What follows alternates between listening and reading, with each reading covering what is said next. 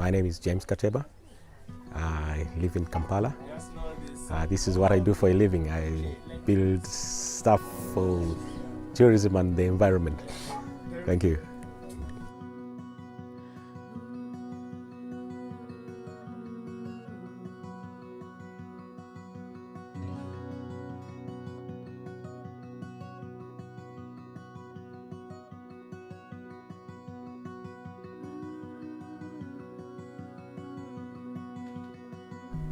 Way back in 2017, we were coming up with ways of making use of Lake Victoria, and then I read in our history of the country, we had a community that lives on Lake Kyoga in the 1950s that goes fishing on rafts built out of papyrus and bamboo.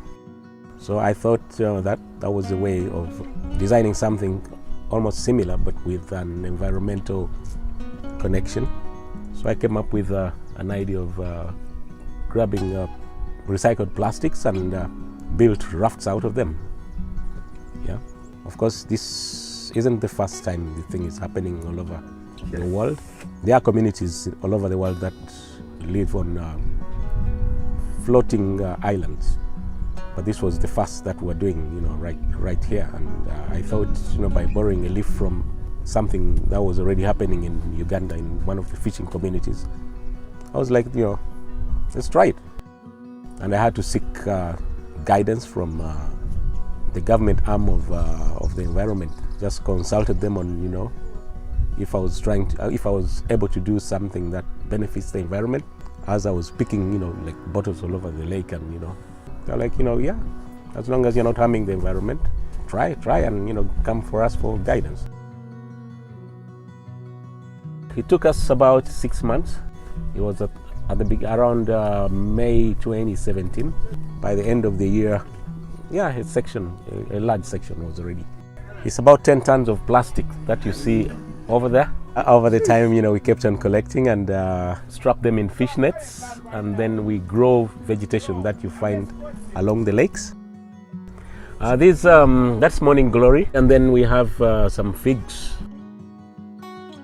It's the root network that builds everything together, and that do the binding. And as they bind, they go trying to find the water. And in that process, they weave through all the fish nets that we wrapped around the bottles, and then some sections of that, to give the plants additional nutrition. Yeah, they stretch all over the entire section of the island, and just holds everything together. They will stay a lifetime, generations. Where did you get these 10 tons of plastic bottles from? They are picked from all over, because runoff water gets so many bottles into the lake. So through the fishermen and the community, we get everyone involved, and we used to buy them off the fishermen. It's the local fishermen that sell us the food. They help with work around, cleaning around, and maintaining the space. That entire section of 250 square meters, it's on a leash. We let it out in the middle of the lake, and people spend hours just surrounded by nature and the water. Sometimes we do like sundowners in the evenings, people that want to go to other remote areas on the other side. Some people want to go fishing, some people just want to go just have fun on the lake.